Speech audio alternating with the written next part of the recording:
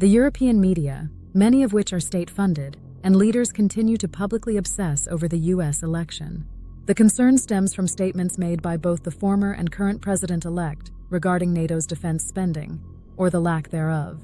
Then, President Trump raised the question of whether the US should continue as a member of NATO, suggesting that non-payment could prevent the extension of Article 5, the foundation of NATO collective defense. This issue has sparked significant concern in Europe. The new NATO Secretary General, Mark Rutte, has made it public that when it comes to defense spending, the former and future president is correct. The numbers on defense spending back the assessment. Russia seized the Crimea from Ukraine and supported an armed separatist movement in eastern Ukraine that has a high percentage of ethnic Russian Ukrainians. This action by Russia in 2014 finally shook NATO policy out of its Cold War lethargy on defense spending to deter Russia. Is the same Russia that in 2012, President Obama mocked Mitt Romney for claiming that Russia posed the greatest geopolitical threat to the United States. NATO member countries universally agreed to increase defense spending to 2% of their GDP in response to Russia's actions in Ukraine, viewing it as a geopolitical threat to European security. This new defense spending target was unanimously agreed upon by all the member countries, as is required by NATO rules requiring unanimous consent. In 2014, NATO consisted of 27 countries, and after 2014, it admitted 4 new countries, all of which agreed to the 2% of GDP defense spending target as a condition of NATO membership.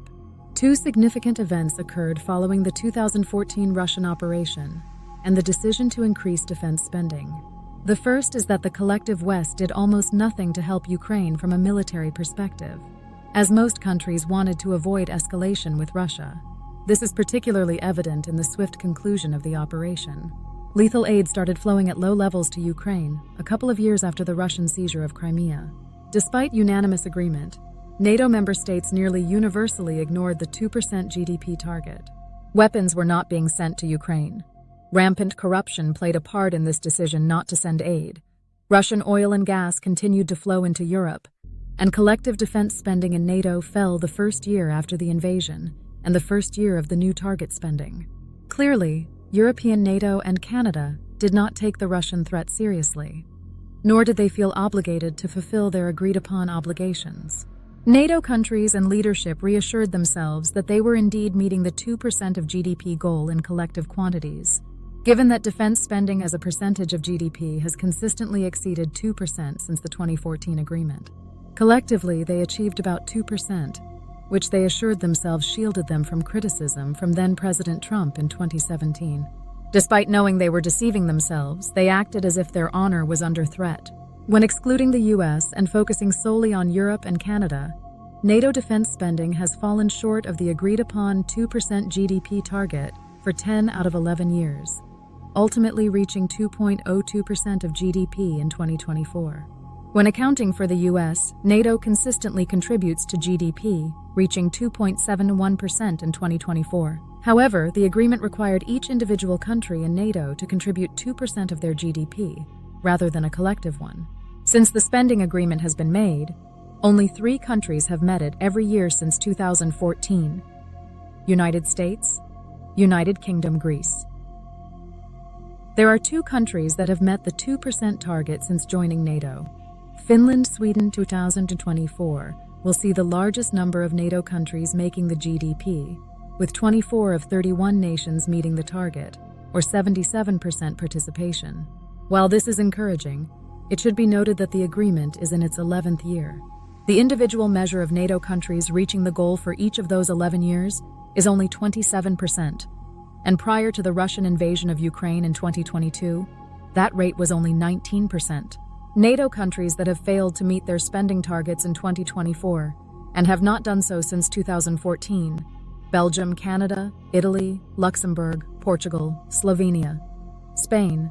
NATO countries that have never met spending targets until 2024: Albania, Croatia, Czechia, Germany, Montenegro, Netherlands, North Macedonia, Norway, Romania, Slovak Republic. Turkey. French President Emmanuel Macron has been urging Europe to prioritize defense, advocating for a defense, security-independent Europe that does not rely on the US for its protection. This new European security aspiration, modeled after Gaullism, will be led by France, the same France that has only twice fulfilled its GDP commitment. The first time was in 2020, and the second time was in 2024. Neither President Trump nor the new Secretary General Rutte's criticism should cause the collective state of Europe to be angry. Mr. Rutte has publicly stated that Europe should increase its defense spending, and that President Trump's criticism was valid. Admittedly, Mr. Rutte has been more diplomatic in his criticism, and he has also made it clear to European leaders that he has a positive view of being able to effectively work with the upcoming administration. Mr. Rutte is aligning himself with what all countries have unanimously agreed upon, not with the largest NATO country and superpower. The Munich-based IFO Institute released a report earlier this month stating that not only do European NATO countries and Canada need to spend on their 2% GDP target, but they also have a deficit to make up. Germany, Italy, and Spain have the largest deficit, but the fact that NATO, including the US, has only a 27% compliance rate reinforces the point that there is a significant deficit that requires a higher level of defense spending if Europe wants to deter Russia and, in the French model, to do so without the United States. The problem lies in NATO's lack of a mechanism to enforce adherence to the 2% GDP target.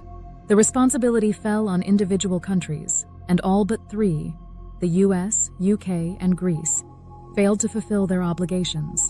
If the US and Secretary Rutte need to publicly call out, shame, or cajole these countries for not meeting their obligations, it is reasonable to expect President-elect Trump and Secretary Rutte to do so. Secretary Rutte has stated that this is the only approach available. The challenge for both parties is that while the US can threaten to leave NATO and publicly shame countries that fail to honor commitments, Europe remains a vital interest of the US, a fact that European leaders are well aware of.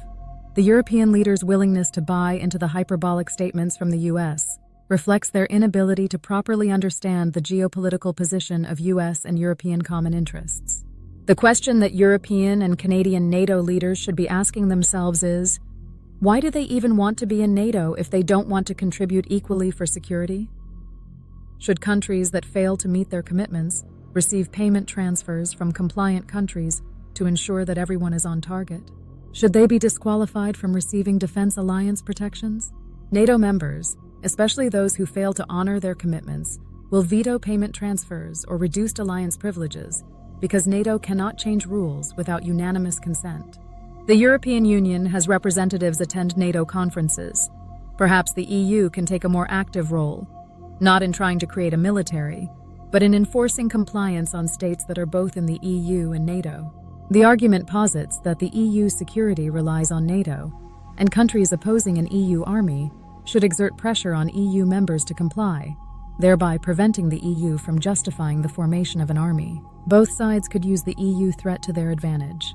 Comply to protect the EU, and comply to keep the EU from gaining traction to take over European security by supplanting the individual member states' role in the defense realm. The US and the EU can use their combined economic power to induce non-EU NATO countries into compliance, such as Canada. The other non-EU NATO countries are currently in compliance. Non-EU countries in NATO: Albania, Canada, Iceland, Montenegro, North Macedonia, Norway, Turkey, United Kingdom, United States.